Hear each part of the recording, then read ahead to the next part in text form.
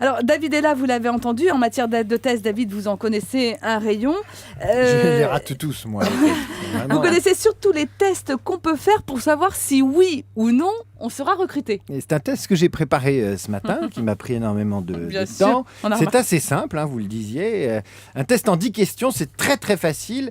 Il suffit de répondre par oui ou par non. Je vais commencer. C'est entièrement gratuit, je le dis aux auditeurs. C'est même pas le coût d'un SMS au 3921. 34 €. Donc, les auditeurs, si vous m'écoutez, vous pouvez prendre d'une main un crayon et de l'autre main un pistolet. Vous prenez un pistolet.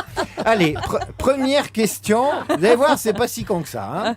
Alors, première question. Êtes-vous déjà au chômage depuis plus d'1 an? Oui, non. Bon, non. Je passe à la deuxième question pour les dames. Est-ce que ça se voit que vous êtes enceinte au moment où vous posez votre candidature? Vous répondez par oui ou par non. Je réponds non. Troisième question. Habitez-vous à plus d'1h30 du lieu supposé du poste auquel vous candidatez? Vous répondez oui ou non. Non, Hortense, elle m'a fait une réponse tout à l'heure, je vous la donnerai. Quatrième question spéciale candidat issu de la diversité. Quand on vous regarde, avez-vous le sentiment qu'on a le sentiment que vous êtes issu des minorités visibles? Oui ou non? Ah ben Julia, elle répond oui. Bah oui, je suis métisse. Alors, cinquième question pour les seniors. Avez-vous dépassé la quarantaine? C'est là où Hortense m'a dit « Je t'emmerde ». Avec classe. Voilà. Alors, bon, sixième question, là, je vais vous demander d'être vraiment sincère. D'accord. Êtes-vous laid, petit et gros? Et là, vraiment, il faut faire preuve d'honnêteté.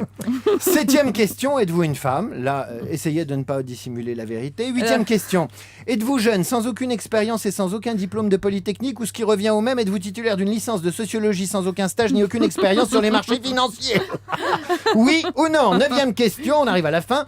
Vivez-vous dans une banlieue ultra défavorisée, de celle qui passe à la télé quand on brûle des voitures à la Saint-Sylvestre? Oui ou non? Dixième question, croyez-vous en substance qu'avec une majorité de oui aux 9 questions précédentes, vous avez des chances de trouver un emploi en France, pays d'égalité, de liberté et de fraternité? Non. Oui, non.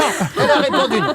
Alors, maintenant, je vous fais le rendu, comme on dit chez les experts en testologie. Voilà. Vous avez tout bien coché, vous avez toujours le pistolet, mais il n'est pas chargé. Je vous donne le résultat du test. Si vous avez une majorité de oui, mais que vous avez répondu non à la dernière question, vous ne trouverez pas d'emploi dans les 2 ans, en tout cas en France. Ça doit être d'ailleurs statistiquement prouvé par l'INSEE ou Pôle emploi. Mais en revanche, vous êtes candidat lucide et vous avez tout intérêt à partir chercher du travail au Canada, aux États-Unis et même en Grande-Bretagne, le pays où l'emploi est moins cher. Merci, à la prochaine. Merci à vous, David, pour ce test.